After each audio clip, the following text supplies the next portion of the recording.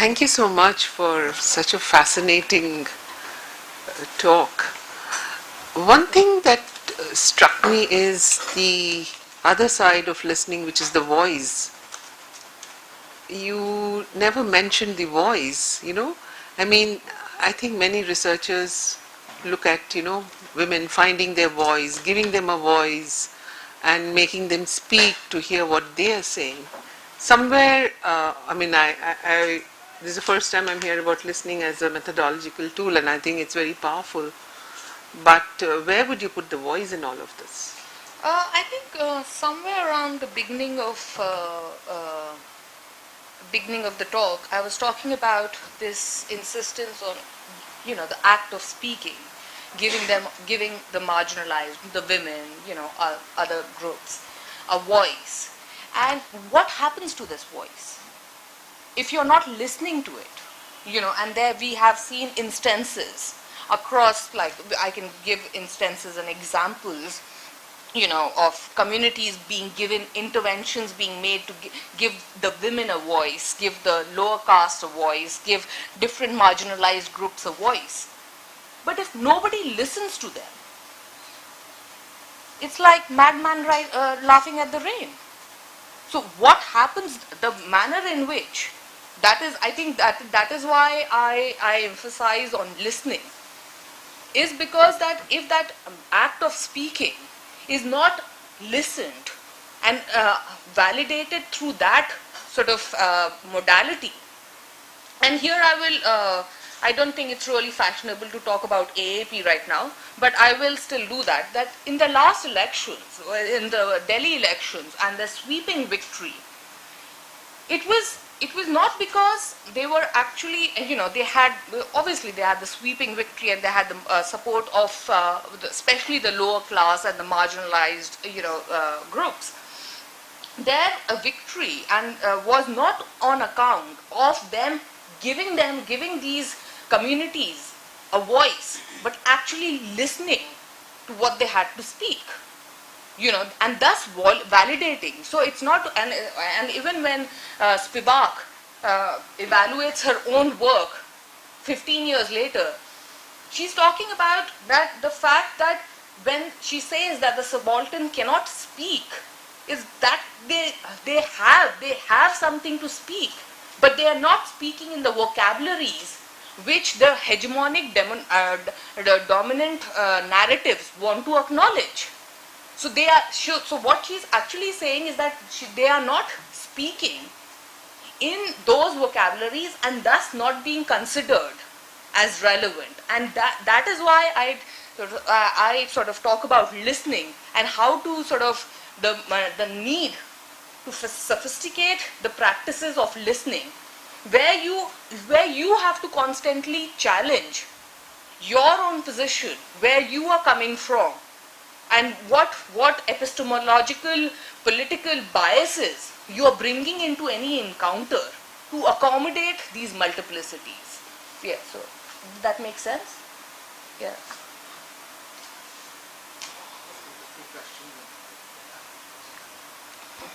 I have a slightly related question, again about the voice.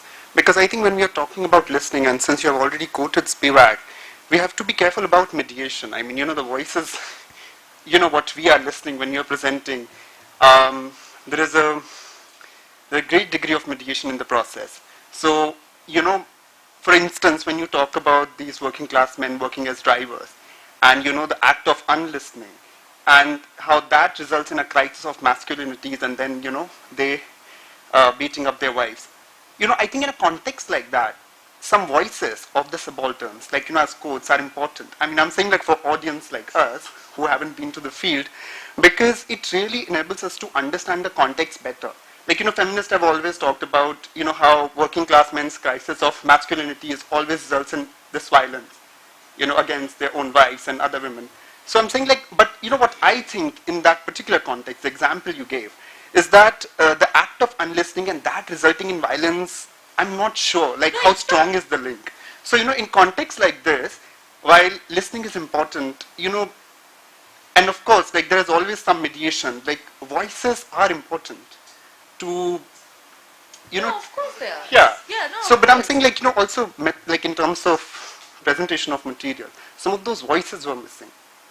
Uh, um, yeah, because I do that I do that when I'm writing my articles and my chapters in terms of when I'm writing an ethnography, and this over here was a different sort of a presentation because I was mixing an analytical and the ethnographic, and also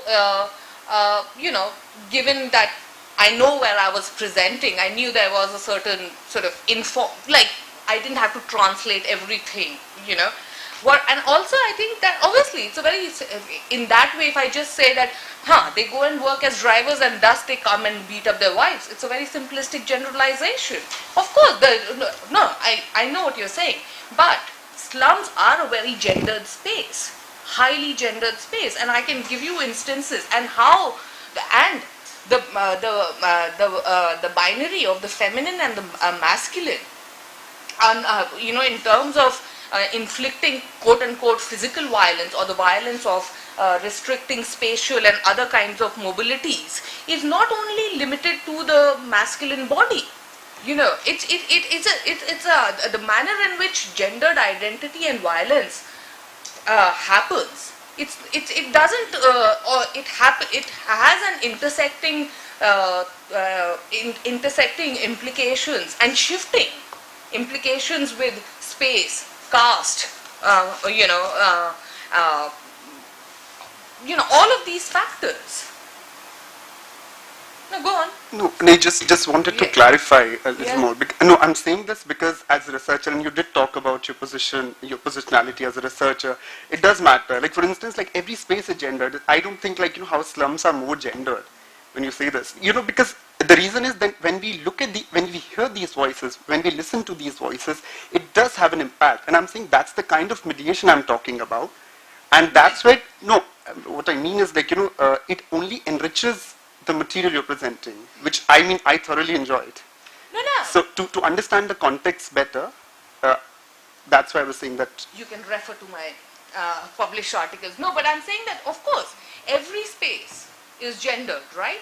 In slums, it's exaggerated because of the limitation of space, density of population, and that gendered violence that has different implications. And in fact, I could go on a totally different spin and say that the space of slums, actually the kind of spaces it allows to women in terms of freedoms, is exemplar. But and over here I want to make one thing really clear, that while I'm very very keen on identifying and celebrating these sites of subversion, so to say, whether of gendered identities, whether these slum women are talking about exerting their positions, and these sites of anxieties, I think more we speak about them the better.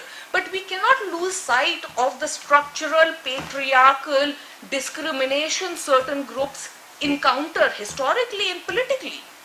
Like, I can go on celebrating, I can do the cute story, I can do the entire cute story presentation about, how in slum this woman, she became like an IS officer, and this woman top, and this man is now driving. I can go on with those cute stories, and I have many of them, and I have friends, and they're, I can go on to that celebratory track, but I think as a political mandate, one ought not to lose the sight of the fact that these spaces, certain communities, certain groups, are historically, politically, and systematically marginalized. And that so I try to maintain the balance between these two things and not to go on an override of either. And maybe that is why it creates a confusion more than anything else. Yeah, so. Maybe in a simple way, you can just say that listening empowers people to speak. Because if you're, for example, in such a conversation, Just talk to the mic, please. We're recording it, so. So, like in psychology, when you're going to the psychologist, he's not the one who will talk to you the whole time. He will be listening. So, listening would empower the person to speak, right? Yeah. Thank In you. a Would you simple like way. to be my editor? Thank you. So, a related question, but raising a slightly broader theoretical. So, you raise this question of what does listening A as a methodological tool, and what does the voices which you pointed out have implications for larger understanding of the urban space, urban politics. Now, that is something I'm more interested, and if you could build a little more upon that, because I thought I mean, there's something more which, if so, I'll just complete my Yeah. question, because where this also coming from is you talked about development studies, political economy, and this the whole discourse around voice to the voiceless. Yeah. Now, I'm referring to the work of Naila Kabir, and which is where she takes on this whole question of, voice to the voiceless, and argues about the personal testimony as a method, to what does it mean? Of course, she situates it within a larger question of the global restructuring of production and relocation of spaces of production, and how women navigate choices between, in different contexts, between home-based work in a country like, in a place like London, which is more progressive, supposedly, versus women going out to work in the factories in Dhaka. And what she basically argues is that that while it began as a quest to unpack these voices, it's much more about just giving voice to the voiceless, or uh, giving voice to those who are mute in the academic or policy discourse, but engage with the larger question of what is the kind of politics and political inclusion the voices themselves are pointing out to. So I was just wondering if you could, because you touched upon this question of the voices presenting a critique of urban policies and planning itself. So therefore, if you could touch a bit more upon that, because also a lot of literature now is beginning to look at these things, not just from an agency perspective, but also from a larger perspective of how individuals engage with structure itself. Yeah. And so, Sure. I'll even go a step back. Do you want to add to that? Yeah. And I will go back. I will the issues you raised. I think they refer to a more fundamental issues about politics of production of knowledge, and what is acknowledged as knowledge, and what then is given validity. When as you are saying, giving voice to the voiceless, who decides they are voiceless? No, Yeah, in the sense, they are reckoned to be voiceless because they are not talking in a vocabulary which those who are doing the policies, who are commenting them, are thinking about, are articulating that experience in. So there is that politics of, and I think that in itself is marginalizing, because when you are saying that the communities, they are voiceless. Okay, I definitely acknowledge that there is always in these marginalized communities, owing to historical, political, and the spaces, and they are made available, an acknowledgement of rights and entitlements and how they are. But there is always, if you actually sit down and listen, there is always a vocabulary to comment on their realities, on how the spaces work, how the system works around them. They have a vocabulary, except that vocabulary does not correspond to the vocabulary which is acknowledged as knowledge. So in that way also, they are marginalized. It's almost like saying, read your Foucault and Zizek, and when you've learned that language, then you're not voiceless. And that is the crux of my, that is what I try to say in my work as well. That it's not, why do we expect, why do people who are living in these realities cannot comment on their own realities? And why is my how is my testimony as an expert researcher more considered more validated? Like, to put it simplistically, that if someone is interested on a reality of the reality of every day in the slum settlement, I will be called upon, not as a person living in the slum, and who's voiceless over here.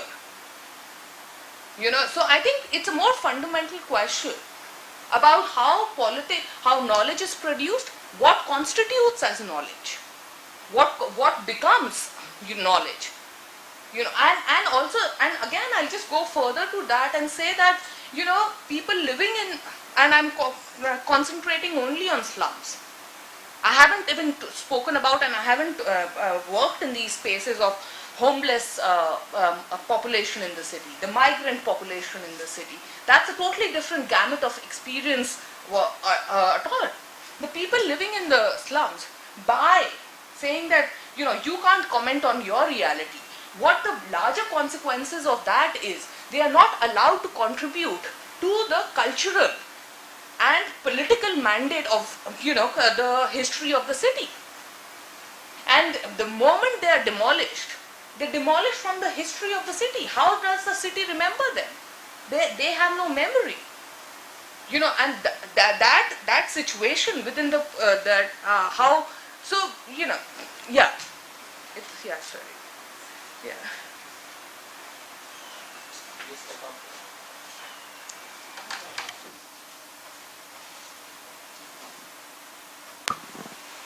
Yeah, we hear you. So, Okay. question is that I kind of related to the speech act theory, Austin and all. Yeah.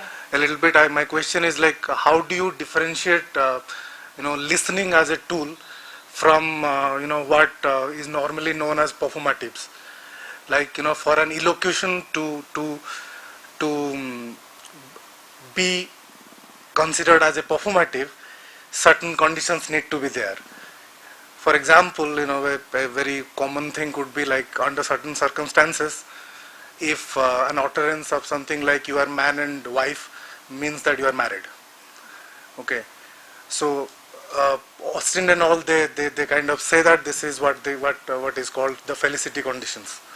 Okay, now so in what sense is it different from listening as a sort of tool that you have used, particularly when you are doing an ethnography? I'm sorry, I'm not really aware of the So works you're talking about. But are you talking about being able to perform one's identity?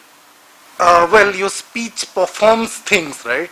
How Yeah, yeah. how does, so the point comes from this, the fact that an utterance has to interact with the materiality in some way. Okay, in order for that to happen, certain conditions need to satisfy, for to be there. Yeah. So, this is so these utterances are then called performatives. That is, they perform things, as it were. No, but I think the act of listening, as I'm just sort of, from what I'm understanding from what you're saying and not having any, prior knowledge of the theoretical background of what you're saying, that the act of listening also allows you to listen into those who are not being able to perform. Silences have to be listened into as well. True, but then it is the same thing, right? It's like, the binary of the very act of, say, speaking, in that sense. See, speaking as an elocution is not complete when it interacts with the materiality and becomes heard. So Yeah.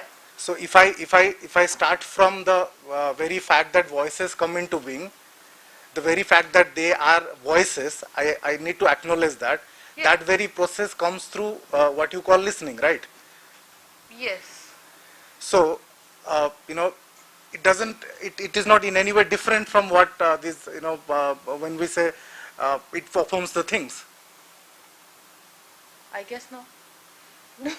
Like, I think. Can I ask a question? Yeah. Are you comparing being silent to listening? Well, it's a part of the same thing, right? You say something when you don't say also, right? Yeah. Being silent is not the same Let as me listening, right? understand. It's similar in some sense to the psychology story, right? That saying that the act is not complete until somebody observes it, whether it's being silent or whether you're actually Yes, that's right. voicing something, until there is an other who actually engages in listening or observing your silence, that act isn't complete until both things happen, Yeah. right? So in that sense, what I hear Tripta saying is similar, Yeah. that until there is somebody who listens, in this case the researcher, the whatever you want to call, whether you want to call it voice or not call it voice, given that there is a whole variety of other things to voice, is there is no articulation until somebody listens. The, the, the, the issue then, I suppose, is whether, and I suppose is also partly what Isha and Sonal were getting at, is whether the fact that somebody listens actually changes what people say, Yeah. which is a problem, which is it's a problem in every discipline, as to whether you observe would be different where you're not observing it. And that I think I'll leave Tripta to sort of respond to whether or not. Yeah, and I acknowledge that as an issue that, who's listening is, creates hierarchies, translates into all kinds of violences, marginalizations, empowerments, impositions, and thus the call that there ought to be more listenings of more varied sorts. There is, I know this sounds like a really simplistic solution, but we really need to, allow ourselves to listen in across a broad spectrum without saying this is voice, this is voicelessness, this is, along those spectrums, and however strange it may sound, that practice of listening across a spectrum actually requires training, because you have to constantly question your own biases.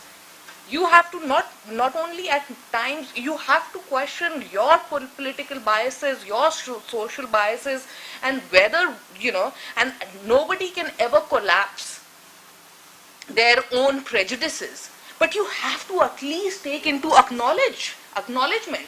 Say that if I'm listening to it in this way, I am taking into cognizance this. I, as a woman, if I listen into the soundscape of Govindpuri, it is affected by the fact that I am a woman.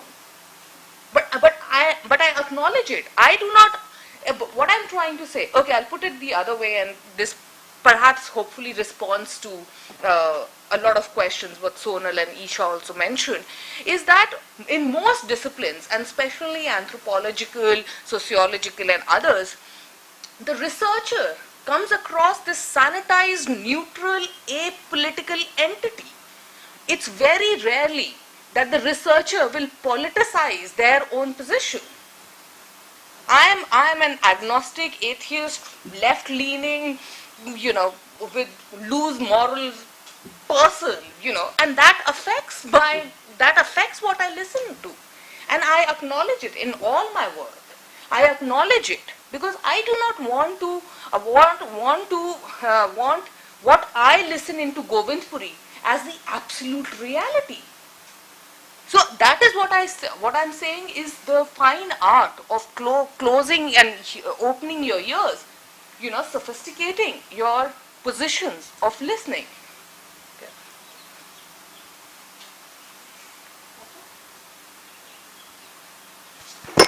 It's interesting that you're talking about listening more, because as you were speaking, I was just thinking about the auditory richness of the spaces that you describe. in the slum, the azan, the boys teasing girls through music. So I was just thinking about street life and the intersection of lives in a street, and then trying to think of listening as a methodology to evaluate quality and texture of public spaces across different types of spaces in the city, especially right now when we're talking about a new kind of city, we're talking about smart cities, we're obviously imagining cities differently. So I was just wondering what you think of using this, just occurred to me that as a methodology, it would be very interesting to look at streets using that methodology, and a street in a slum being different from a street somewhere else in the city could maybe throw up something about how we want our streets to be. I don't know. No, it is, it is, I talk about sound and auditory spaces and the richness of soundscapes, but never once in my presentation in the last 10 years have I ever played the soundscape of Govindpuri. And it is a matter of deliberation. It is a matter of deliberation first on the account of that I want to present my listening. And I'm politicizing my listening, my position of the listening. Secondly, that I arrived at this decision to never show any pictorial images or play the soundscapes of the slums, because because I did my PhD in Australia, and but this is one of the very few occasions where I'm actually presenting my work in the Indian context. So I realized that however much I say that slums are an organic part of the city and they ought to be, and the soundscapes, are all, the reality, presenting it in a sanitized context of an academic, academic situation, and especially in a non-Indian sort of way, it evoked sensationalism and romanticization immediately. So that is one aspect that I've always tried to think. And I'm not very because within the context of clean Delhi, green Delhi, or this ambition and aspiration towards smart city, it's to create silent cities.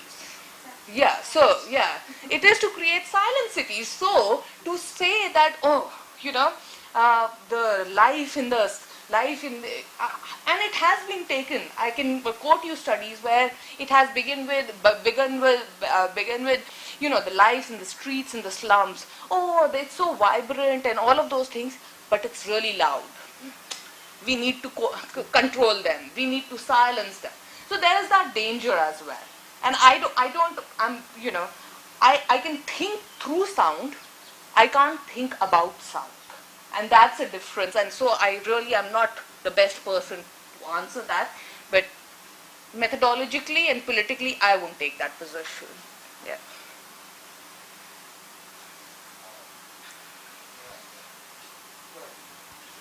Hi.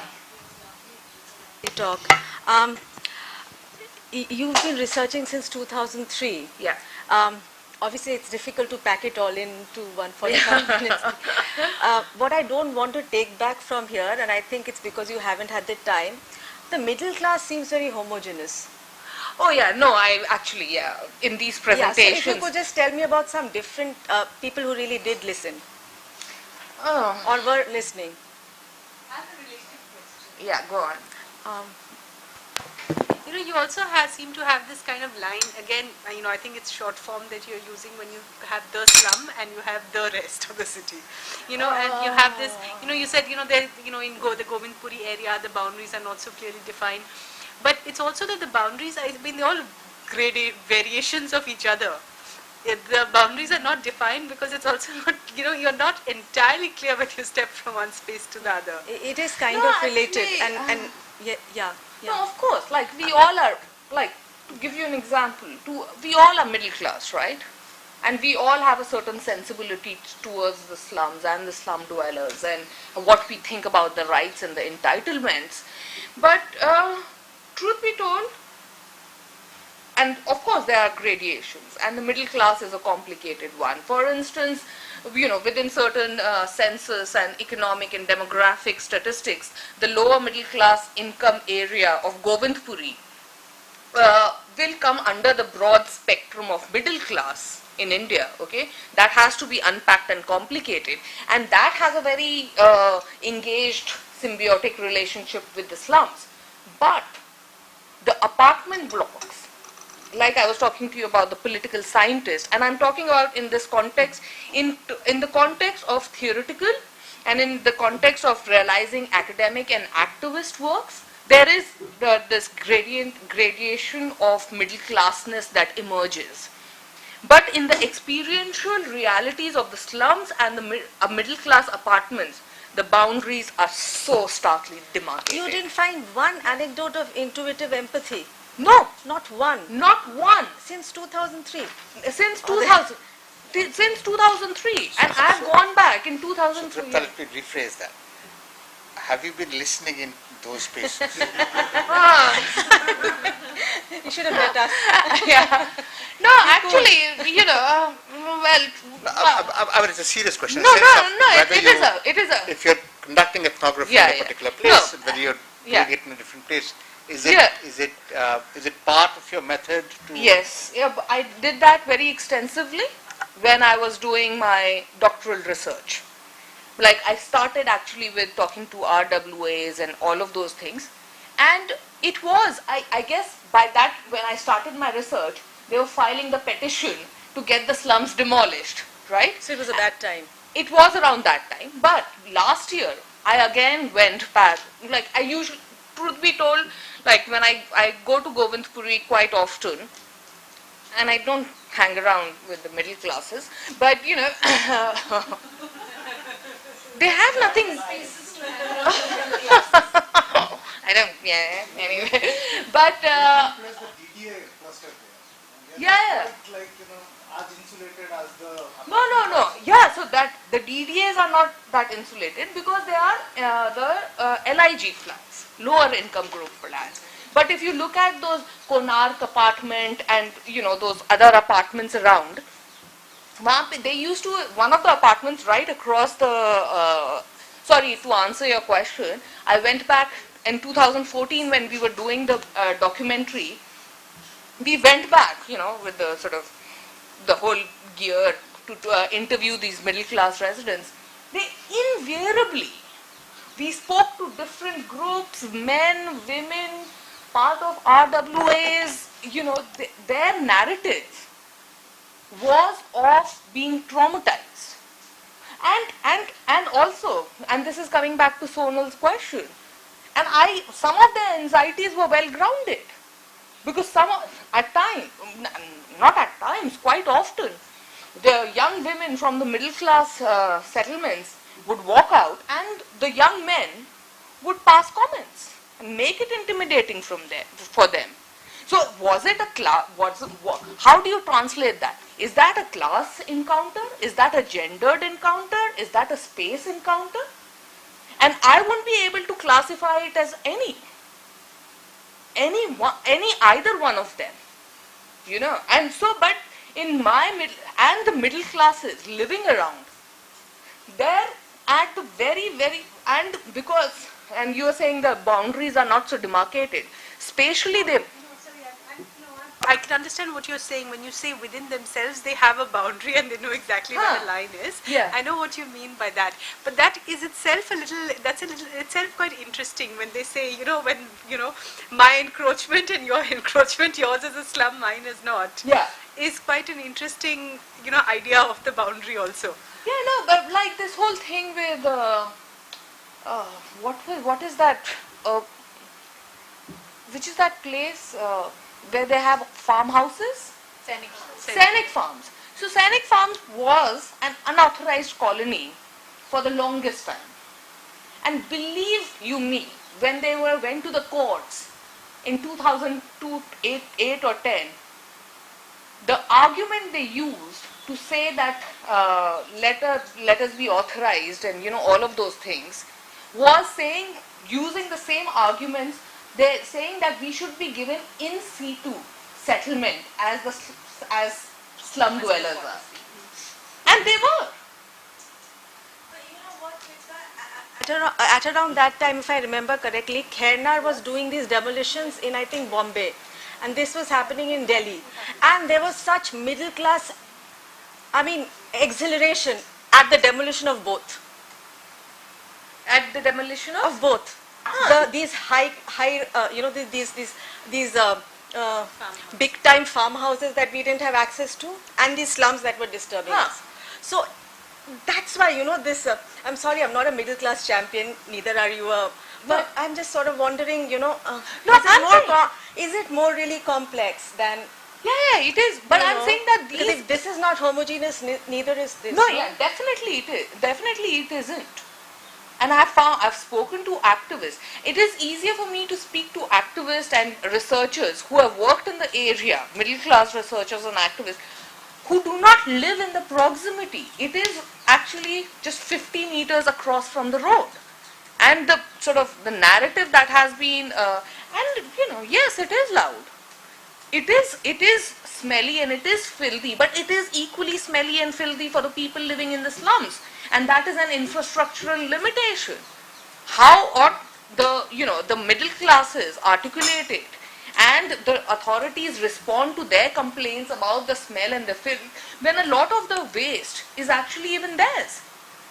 There's an open sort of garbage thing, जिसमें everyone's waste goes into it, but somehow the slum dwellers, when you're living in that sort of proximity, at a theoretical level, when you're sort of, when we are engaging with these issues at a theoretical level, yes, it's, of course there are all of these digressions and the spectrum, but at that, living at that close proximity, and I'm not sort of going about saying all middle class people are, they have, if the slum dwellers do not have vocabularies to translate the realities beyond a certain, with outside a certain grammar, neither do the middle classes.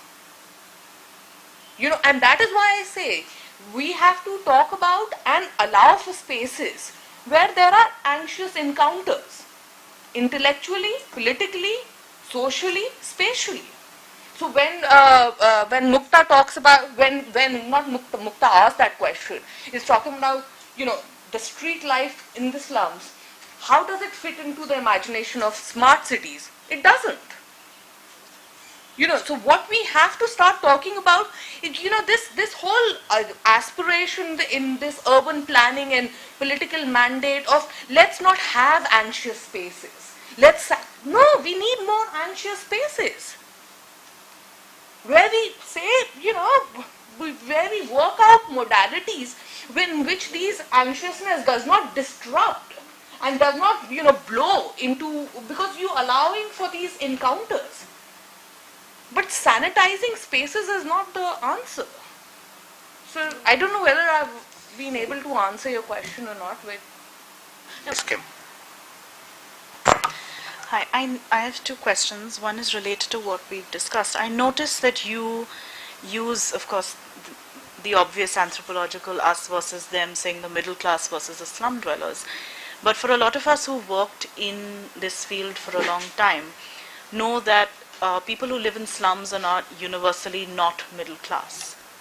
Have you, in your research, my question is, encountered differences in listening for people who were, say, economically better off within the slums itself, and how did those narratives change? The second question that I have was, actually, if you could just tackle this. Yeah, of course. Sorry. My thesis and my research, the emphasis on writing the ethnography the way I did was to highlight 2 points. That slums are not a homogeneous unit, socially, culturally, politically, otherwise. That the considerations of class, caste, gender, space work as they do in any other context. And secondly, and I'll get back to what you're asking, and I think that was your related question. And secondly, the other thing about when I say about privileging what the slum dwellers listen in and into, was to highlight that as the slum dwellers were the others for the middle classes were equally the others for the slum dwellers. And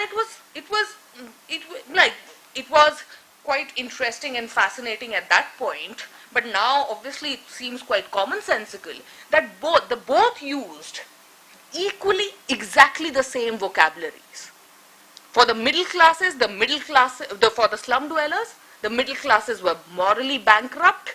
They were losing sense with their, families. They had no sense of society and community. Exactly the same vocabularies. So, and within the slum settlement as well, the manner in which silencing is exercised between communal groups, what I highlighted about the Hindu and the Muslims, but within the castes, within the caste affiliations, and and the spatial layout of the slums. If you are living out on the outskirts, you don't go in the insides of the slums. And you don't. There is a very definite marker about who you engage with in terms of class and caste and gender. So it's not. It's definite. Obviously, I didn't have the time to tease out these negotiations. But yes, it's not at all a homogeneous unit. The slum dwellers react to the middle classes. Like if the middle classes make it difficult for the slum dwellers to enter into their spaces without the authorized mandate of as domestic workers. Yeah. The slum dwellers also make it really difficult, intimidating, or just like I was really young not very young, I was 23 or something, not very young, but when I started going into the slum, I was threatened. I felt intimidated, and that was not only on account of what the space, because it was not part of my reality, but also the narrative I had assimilated in my sensibility about what the slums have to offer. So this construction, we are always constructing another. Yeah. Can I add something? Yeah. I think also it's just a fear of the unknown, because if you were never in contact with those people, you never know how they are. So you have a certain fear. They might be that, they might be this, and also if you're in a certain society which does not have any knowledge about this, then you have a certain picture of. And also a society which deliberately is sustaining a fear perception about these spaces, right? That you don't know what about slums. As a single young middle class woman, what will happen? Yeah, and it's not only that. I think also it should be part of education, so that you get a picture of different societies, different countries.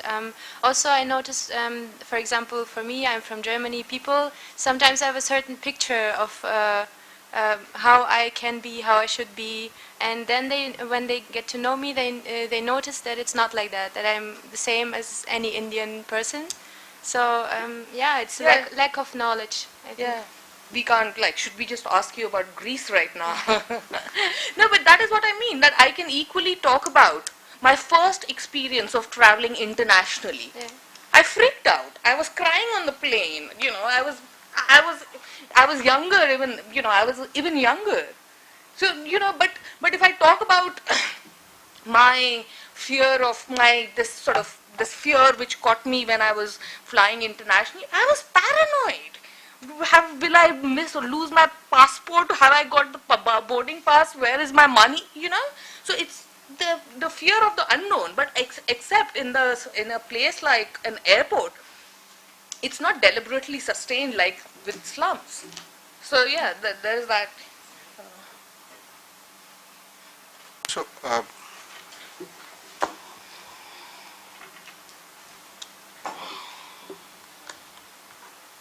thank you very much. It's lovely to hear such a wide spectrum. Well, I have worked in slum in my younger days, and what I find that when we used to go there in our motorbike or in our car, there used to be a hush-hush feeling. the people used to say कि कोई साहब आ गया है. Yeah. Now I have not, in your presentation, I have not heard the hello of your going there. Because you see, when anybody of whosoever is sitting here goes to a slum, there are a mixed feeling. And those mixed feelings are very important, and they make your personality in tune with these people, because it amounts to what sort of purpose you have gone there and how you win over and what is their public speaking. Now these are basic parameters which I would like you to touch. Yeah, I think I briefly mentioned about, when I first started going into the slums and I bought kurtas and, I was performing, extending a sense of myself which wasn't what I was. And when I had this crisis about, truth and lies and whether what it is, and after that I went and I said, yeah, this is it. I want to do research over here. I want to hang around with you guys, but I really have no research questions. I don't even know what I want to do research on. I would like to write about, your lives. Would you like to talk to me about it? Just let me hang around. And then, I became friends with some. I had fights with some. I had huge fights with some, public fights, I took political positions, and so it was the process of socialization. I didn't go with that. Initially when I was entering, I was like, these people. But after, with my sort of this intellectual crisis I had, I said, how is it different from making new friends? If I go to, and entering a new space and getting to know with it. And I just went with that. I refused to, because I did not have a very clear idea about what I wanted to do my research on. In fact, truth be told, when I first decided to do my thesis, my original proposal, and you can realize how mistaken I was, like how limited my understanding was, my initial proposal, which got me the scholarship, was to look at how, this is going to sound so bad, how people living in the slums listen to the radio, the private FMs, and engage with the city, sound of the city. And that like now it doesn't make any sense whatsoever. When I first started going and talking to people and saying, do you listen to the radio? What do you think of the city? And things like that. And people said they don't listen to the radio. They don't listen to the radio, and it's for a very specific reason. By that time, the technological sort of interventions of, buying MP3s and all of that thing was on the rise. And the private FM, with their advertising slots, at that point, and even more right now, it has real estate, gold, financial services. None of which, really interest this demographic just as consumers. And moreover, with this access to cheaper technologies, they could control the playlist. So after that, after realizing how mistaken I am and I can't go in with a hypothesis, I just said, listen, I want to hang around over here. I like it. And I revealed, I let myself be questioned with as much truth and integrity, and I won't say, and giving as much leeway to them lying as I allowed myself to, engage with each other. Did you become more fearless, bold? Oh yeah. And you could have more personality, elevation? Something like that? Yeah, no, Govindpuri. That is more important. No, Govindpuri has definitely defined my personality, refined my politics completely.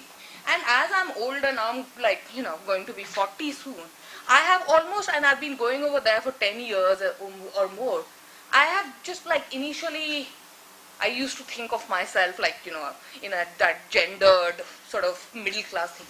Now I've just become a blob of something. I'm not a woman, I'm just a blob. So you learned the language of Govindpuri. I think they learn to listen to me more than I've just become a blob of something, like these. I hang around with these 15-year-old boys who were 3 then, and so yeah, but it's definitely defined my personality and ensured my politics. Yeah.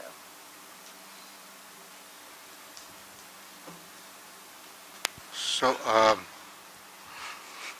I just received something from somebody who's following someone's Twitter feeds from here. So one of the issues is, and I think it's partly responding to what you just said. So how, in a sense, listening sort of presumes the capacity to hear or understand. And that capacity seems to have evolved over the last 12 years or so, since you went in with the Fab India kurtas to now. So how would you describe that process, and what does that mean both methodologically for this type of research, and how, if you were to reflect on how you look at the problem analytically today versus how you looked at it when you, let's say, started it, do you see any evolution in that space? And secondly, is something I was sort of wondering when you were, let me just throw in 3-4 other things that I've been thinking about since you started. One is this whole issue of, you said you could have dealt with smell or touch and varieties of things, but you chose to deal with sound. And if you could reflect on how you think sound is different from those other sensorial experiences. You're responding about this whole fear of the unknown story, and I was thinking to myself, both the kind of encounters you posited, whether the maid in the house, the driver in the car, and as we all know, the people bump into each other all the time. This is not the West. The people who are in the slums and the people in the Konark apartments are in each other's spaces. Right? They're usually people from the slums are, to some extent, not the drivers, the maids, in the middle class space. But yes, the middle class in that sense is not really in the slums, in that space. Right?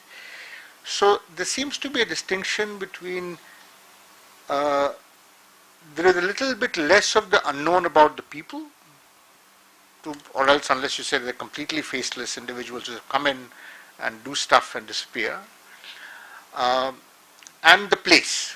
Yeah. Right? So they're two different, and how you would sort of differentiate those two structures. And finally, this whole question about smart cities that Mukta raised. So the smart city is supposed to be about digital listening, right? You're supposed to, the idea story, you SMS or whatever, send a message, and then people hear and things happen. Right? And so, do you have any thoughts on that mode of voicing and listening? I'll begin somewhere, which hopefully begins with answering one of the questions. I'll actually begin with the encounter between the slums and the middle classes. Okay. If you look at it in terms of how knowledge is produced about the known and the unknown, the slum dwellers know more about the middle classes than the middle classes know about the slums, and that's because of the entry of more residents of slums going into middle class residences. And as I mentioned earlier, in the middle class households, they have an understanding of how the space of the slums works. Okay. Over here, I would like to emphasize that but they engage with the slums through an individuated experience and performance of this one person. and and when this encounter happens, the slum dweller or a maid or a driver who's going into that way is also very well aware and tuned into the narrative the middle class employer wants to hear. So they are not going to go and say, oh, we had a party yesterday. They are going to say, don't have money for this. Yes. So it's a very strategic encounter. I have often made an analogy of when as a 17-year-old I started smoking. I knew my mother smoked.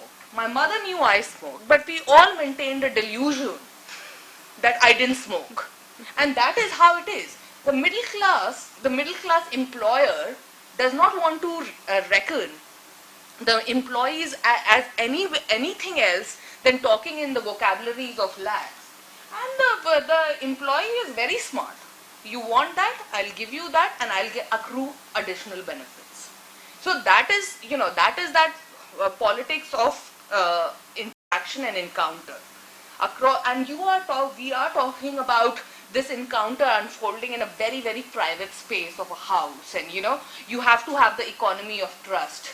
You are allowing in a maid, so that sort of it's a very staged encounter in that manner, for both the employer and the employee. But there are instances, of course, there are digressions, but this is I would say this is the dominant narrative. So that's one thing.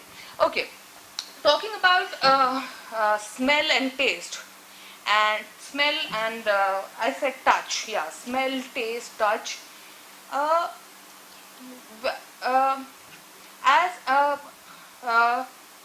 In a caste-ridden in a caste-ridden society like ours, at that point when I started doing the research, and I don't know how I would deal with it even now. Smell is easier to talk about, and I have done so I have tried to do so when I talk about engagement with waste and garbage and the normalization of everyday around it. But it was very difficult. I didn't have methodological understanding, and I still don't think I do, to how to talk about touch, and especially when you're talking about untouchability, and it comes, and there is a very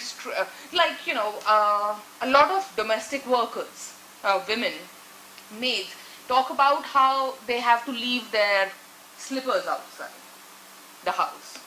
They are given separate utensils, and they're like, we clean for them, we cook for them, like it's just a sensorial regime of controlling.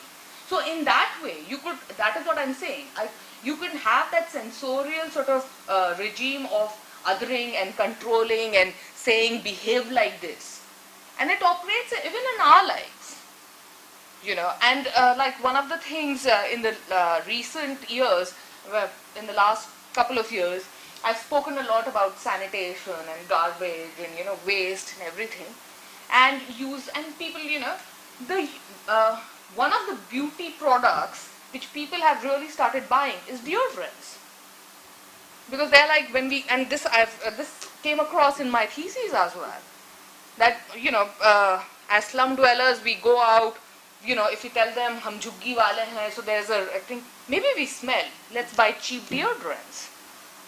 So the sensorial and and that is why when I speak about my work, though it would have been the easiest and the most tempting thing to posit my work within sound studies, and and I have always tried to talk about an intersensorial regime of how it works.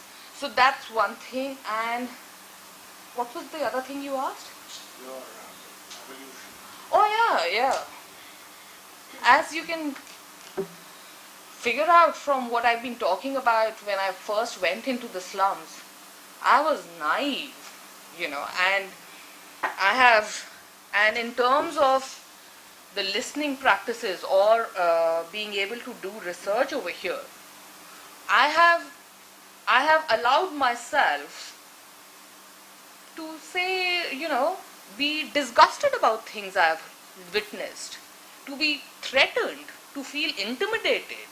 So I can't go with, I can't in all truthness, I can't say that there are things that do not just shake me up, and that all, all my slum dwellers, all my people in my slums, as often anthropologists say, they are nice people.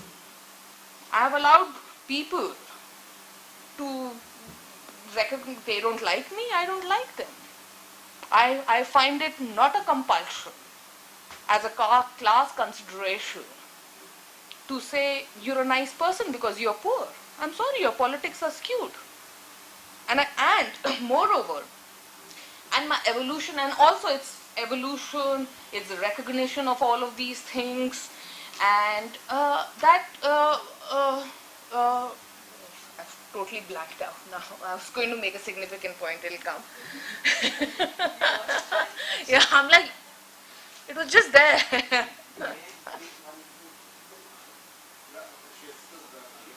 Yeah, I'm going to come to its part here. Oh yeah, the digital story.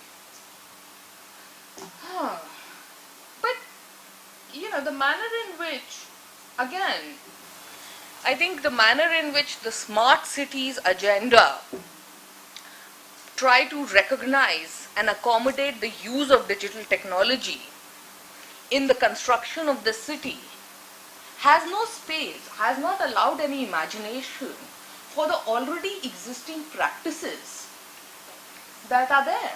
And they're vibrant, and they are seductive, and they're ingenious, and they're constantly changing. And I can give you instances about how mobiles are, used, and how different technologies are mediated. So, but that usage is not part of the imagination. And again, that would refer to something like the politics of production of knowledge. That practice is not recognized as knowledge. So, and in doing so, and that is why the problem with the smart city, that it can, because it comes from macro level reckoning, it can, it can in sweep say that practice is not knowledge. If you're practicing that, you're not part of this sort of, you're not part of this imagination. So that is my problem with saying smart. And my other problem with the smart cities is that and someone said about, what you say is important. The moment you say smart city, the implication is there is a stupid one. Where is the stupid city?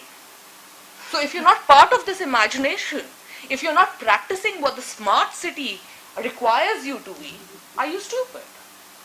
Are you inhabiting a stupid community? Are you part of a stupid space? That is a problematic, and I have no solution. Can I add something? Yes. To underline your point about smart, I think also being smart is being part of nature. And I think this is what people in slums can do very well. I mean, they can come along without anything. They can cook on the street. They don't need anything. They know how to survive. So actually those people, if anything else works, if there is no electricity, if there is nothing, those people will be the smartest to survive, right?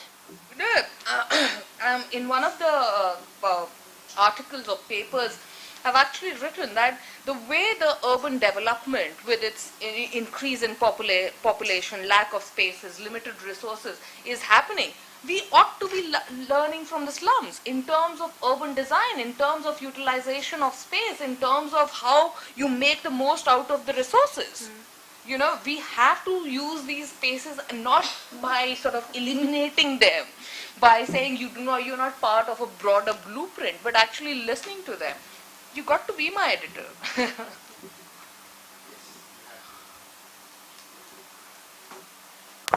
Now this is a personal question to you, and take it in a lighter vein. Yeah, sure. My son has been educated in Singapore, and both were, normal. But the eldest one been to Australia, And now he's a preacher, he's a propounder, he's, what is something latent in the Australian teaching that they make the student very bouncy, very, energetic, because then he keeps on talking and it is difficult for us to make him balancing the act. Now I'm just wanting to know how far the universities have grown up to such an extent that the students in India or in Singapore, but I am not talking of European standards, they may touch that standard. And the Germans have different, they won't talk much.